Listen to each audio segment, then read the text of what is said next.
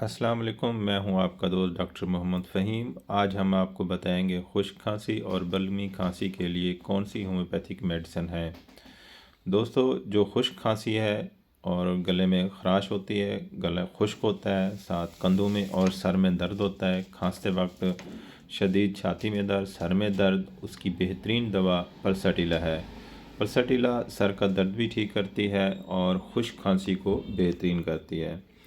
آج کے موسم میں جیسے آج کل سردی ہے اور بلغمی کھانسی بھی ہوتی ہے اور خشک کھانسی بھی ہوتی ہے۔ جیسا کہ آج کل اگر بلغمی کھانسی ہے، اس بلغمی کھانسی میں اگر بار بار آپ کو بلغم آ رہا ہے، ساتھ نزلہ زکام ہو رہا ہے، گلے میں خراش ہو رہی ہے، گلے میں بار بار بلغم نکل رہا ہے، تو اس کی بہترین جو میڈیسن ہے وہ کالی پائکریکم ہے۔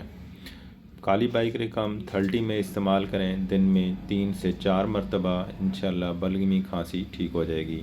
اور خشک کھانسی میں پلساٹیلا دن میں 4 بار استعمال کریں، انشاءاللہ خشک کھانسی ٹھیک